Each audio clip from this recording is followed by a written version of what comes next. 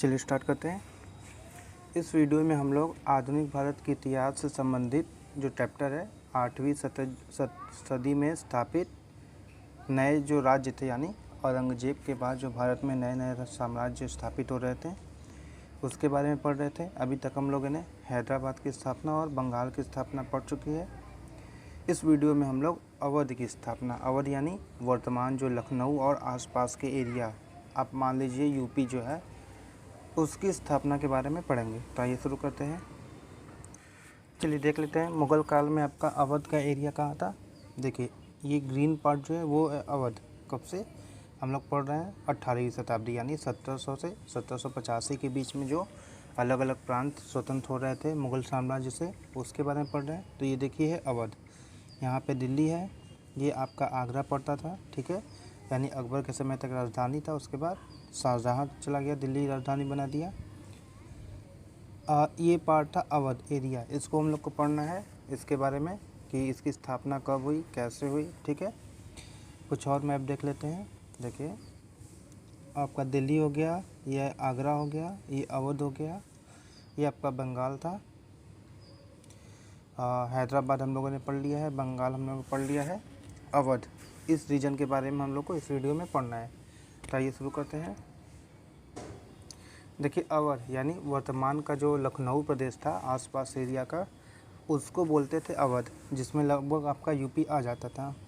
संस्थापक कौन है इसका? सआदत खां। इसको सआदत अली खां पूरा नाम है, शॉर्ट में सआदत खां बोलते हैं या फिर सआदत खां फर्स्ट भी बोलते हैं। और इसका पदवी नाम क्या था? बुरहान उल मुल्क। इसने क्या किया? देखिए ये था मुग़ल, आपके सेना में एक मुग़ल सिपह सलाहकार था, ठीक है। बाद में 1722 में सआदत खां को तत्कालीन जो मुग़ल सम्राट था, कौन था? मोहम्मद शाह रंगीला, इसका नाम क्या था? रोशन अख्तर। इसने अवध का सूबेदार बनाया, ठीक है। मैक्सिमम देखिए इसी के समय आपका वो साम्राज्य स्वतंत्र हो रहे थे, क्योंकि एक कमज़ोर शासक था। इसके समय में ही हैदराबाद गया, इसके समय में ही बंगाल स्वतंत्र हुआ, अब इसके समय में ही अवध भी स्वतंत्र हो रहा था। 1722 में सआदत खां अवध का सूबेदार बनाया गया, यानी वहाँ का सैन्य और न्यायिक प्रमुख बनाया गया। इसने 1722 में ही स्वतंत्रता की घोषणा कर दी और ख़ुद को पहला नवाब भी घोषित कर दिया। बाद में रंगीला ने सआदत खां को बुरहान उल मुल्क की उपाधि प्रदान की थी। अब देखते हैं आगे कैसे घटनाएं होती हैं। देखिए 1739 में ईरानी आक्रमणकारी नादिर शाह ने दिल्ली पर आक्रमण किया। जो ईरान का उस समय तत्कालिक शासक था नादिर शाह, उसको दिल्ली पर आक्रमण के लिए इसी सआदत खां यानी बुरहान उल मुल्क ने एक तरह से उनको निमंत्रण दिया था, इनविटेशन दिया था कि आप आइए दिल्ली पे अटैक करके यहाँ का जो तत्कालीन सम्राट था मोहम्मद शाह रंगीला, क्योंकि वो एक कहते हैं कि अच्छा शासक नहीं हुआ, इस वजह से उनको हटाने के लिए नादिर शाह को दिल्ली पर आक्रमण के लिए सआदत खां ने आमंत्रण किया। और 1739 में नादिर शाह ने दिल्ली पर आक्रमण किया। और उस समय क्या था, सम्राट रंगीला ने युद्ध के लिए सआदत खां को ही बुलाया, जो अवध का नवाब सूबेदार था, जो 1722 में आपको स्वतंत्र अवध की स्थापना कर दी थी, उसको बुलाया था। नादिर शाह दिल्ली को 50 दिन तक लूटता रहा। उसके बाद क्या हुआ, 1739 में ही सआदत खां को ये गिल्टी हुआ कि उसने देशद्रोही मतलब एक तरह से किया है, और ग्लानि के तहत इसको हार्ट अटैक आ गया और 1739 में इसकी मृत्यु हो गई। उसके बाद उसका भतीजा और दामाद, उसका भतीजा जो कि उसका दामाद भी था, सफदरजंग, इसका वास्तविक नाम था अबुल मंसूर खां, इसको अवध का नवाब बना दिया गया। यानी नवाब तो थे स्वतंत्र रूप से, लेकिन वो अभी भी आपके रहते थे मुग़ल सम्राट के अंदर में, ठीक है ना। सफदरजंग के समय ही अवध में लखनवी तहजीब विकसित हुई। क्या था लखनवी तहजीब? इसमें देखिए ये एक तरह से आपका भाषा में विशेष शब्दों का यूज करना या फिर रहन सहन में एक तरीका था। जैसे इसको अलग अलग नाम से भी कहते हैं, पहले आप तहजीब या फिर गंगा जमनी तहजीब, क्योंकि तमीज़ से पेश आना, ठीक है ना, एक ख़ास तरह का आपका पहनावा करना। गंगा जमनी तहजीब इसलिए कहते हैं कि इसमें जो आर्य संस्कृति था, जो भारत का मूल संस्कृति है, और जो अरबी ईरानी ये सब विदेशी संस्कृति थे, इन दोनों का मिला जुला रूप ही था। इसके समय ही वो तहजीब विकसित हुई, सफदरजंग के समय। इसका वास्तविक नाम था अबुल मंसूर खां। इसको सआदत अली खां के बाद जो सम्राट थे, तत्कालीन सम्राट मोहम्मद शाह रंगीला, उसने अवध का नवाब बना दिया। 1748 में सफदरजंग ने रंगीला से वजीर का प्राप्त किया, वजीर का पद प्राप्त किया, यानी जो मुग़ल सम्राट में वजीर होते थे उसका पद प्राप्त कर लिया, यानी मुग़ल साम्राज्य का वजीर बन गया। इसी कारण सफदरजंग को नवाब वजीर के नाम से जाना जाता है। ध्यान रहे, ये नवाब वजीर पूछता है, अक्सर पूछता है, इम्पॉर्टेंट है कि किस अवध के नवाब को नवाब वजीर के नाम से जाना जाता है, तो सफदरजंग थे। ठीक है। 1754 में सफदरजंग की भी मृत्यु हो गई और उसके बाद शुजाउद्दौला नवाब बना। इसने 1761 के पानीपत के थर्ड वार में, जो कि अफ़गान और मराठा के बीच हुआ था, अहमद शाह अब्दाली का साथ दिया था। क्या था? देखिए, अहमद शाह अब्दाली नादिर शाह का ही वंशज था और वो ईरान में दुर्रानी साम्राज्य का संस्थापक था। उसको दुर्रे दुर्रानी भी कहते हैं, उपाधि उनका नाम है। तो पानीपत थर्ड वार कहाँ हुआ था? फिर आपके पानीपत में, जो वर्तमान हरियाणा में है, वहाँ पे 1761 में हुआ था। किसके बीच हुआ था? अहमद शाह अब्दाली भी एक तरह से अटैकर था, भारत में लूट के लिए आ रहा था, साम्राज्य स्थापित करने के लिए भी। उसने क्या किया, मराठा साम्राज्य उस समय मुग़ल जो साम्राज्य थे उससे लड़ रहा था। ठीक है ना, और वो जीत भी रहा था। आपका जो साम्राज्य था वो ले दे के नॉर्थ इंडिया में और आगरा तक ही सीमित हो गया था। तो क्या किए, उसको इसी शुजाउद्दौला और वो तत्कालीन जो शासक था, मुग़ल सम्राट था, उन्होंने इसको आमंत्रण दिया कि आप यहाँ पे आइए, मराठों को हराइए। ठीक है। तो उस वार में आपका मराठा साम्राज्य की तरफ से जो सेनापति थे वो थे सदाशिवराव भाऊ, और जो अफ़गान की तरफ थे वो खुद अहमद शाह अब्दाली था। ठीक है।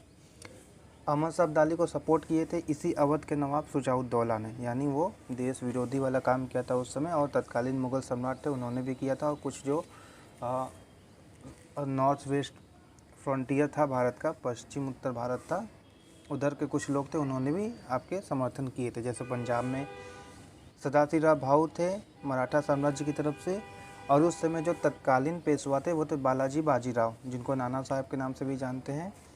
क्या हुआ था इस युद्ध में? सदाशिवराव भाऊ भी मारे गए, उनका नाना साहब का पुत्र विश्वास राव भी युद्ध में मारा गया था, और ये युद्ध था वो मराठा हार गए थे। ठीक है ना, और इस युद्ध के हार की वजह से और अपने बेटे जो विश्वास राव था उसके मृत्यु के शौक में हार्ट अटैक से नाना साहब भी मर गए थे इस युद्ध के समय। तो ये था कुछ पानीपत के थर्ड युद्ध में क्या घटनाएं हुई थी, किसके समय हुई थी। जो अवध का तत्कालीन नवाब था शुजाउद्दौला, उसके समय हुआ था, और उसने सपोर्ट किया था अहमद शाह अब्दाली के बीच में। पानीपत का थर्ड युद्ध हम लोग बाद में देखेंगे डिटेल में, जो वॉर वाला चैप्टर होगा उसमें।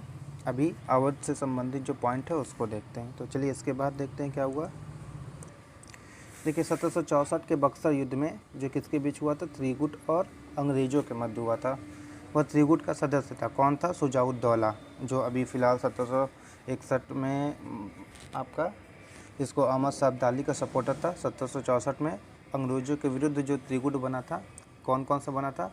उस समय तत्कालीन सम्राट था शाह आलम द्वितीय, अवध का नवाब शुजाउद्दौला था, और बंगाल का नवाब मीर कासिम था। ठीक है, इन्होंने एक गठबंधन किया था और अंग्रेज़ों के खिलाफ लड़ाई लड़ी थी, जिसमें अंग्रेज़ जीत गए थे।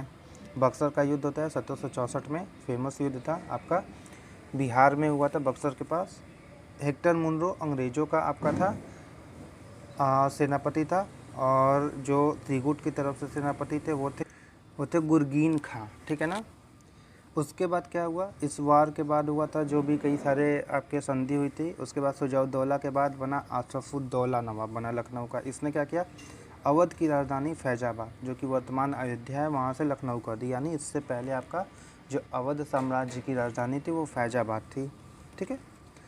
इसने ही आसफुद्दौला ने ही लखनऊ में बड़ा इमामबाड़ा की स्थापना की। ये बड़ा इमामबाड़ा था क्या? देखिए, इसकी स्थापना हुई थी आपकी 1784 से लेके 1794 के बीच में हुई थी। इसको लखनऊ का भूल भुलैया भी कहा जाता है। ये किसकी याद में बनाया गया था? मरहूम हुसैन अली की शहादत की याद में बनाया गया था। लेकिन वो क्या था, उस समय लखनऊ में बहुत भीषण अकाल पड़ा था, तो उसके संबंध में अकाल राहत परियोजना चल रही थी।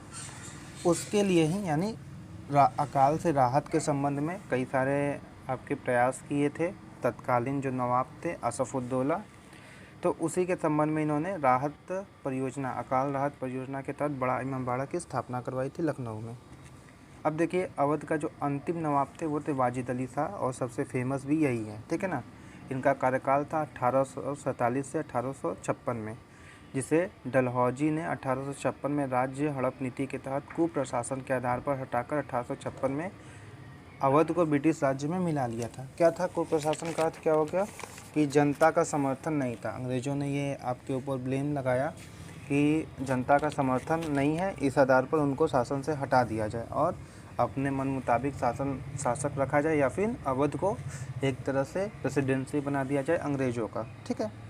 तो ये और उसके तहत उस समय 1856 में वहाँ पे डॉक्ट्रिन ऑफ लैप्स नीति है, उसके तहत ब्रिटिश राज्य में अवध को मिला लिया गया था, और यहीं पे आपका अवध के स्वतंत्र राज्य का अंत हो गया, और वो ब्रिटिश जो प्रेसिडेंसी था भारत में, उसका एक भाग हो गया। तो ये था आपका अवध की स्थापना से लेके अवध का ब्रिटिश इंडिया में विलय। इस वीडियो में बस इतना ही था। अगले पार्ट में हम लोग मैसूर राज्य की स्थापना के बारे में देखेंगे। इस वीडियो में बस इतना ही। Thank you so much.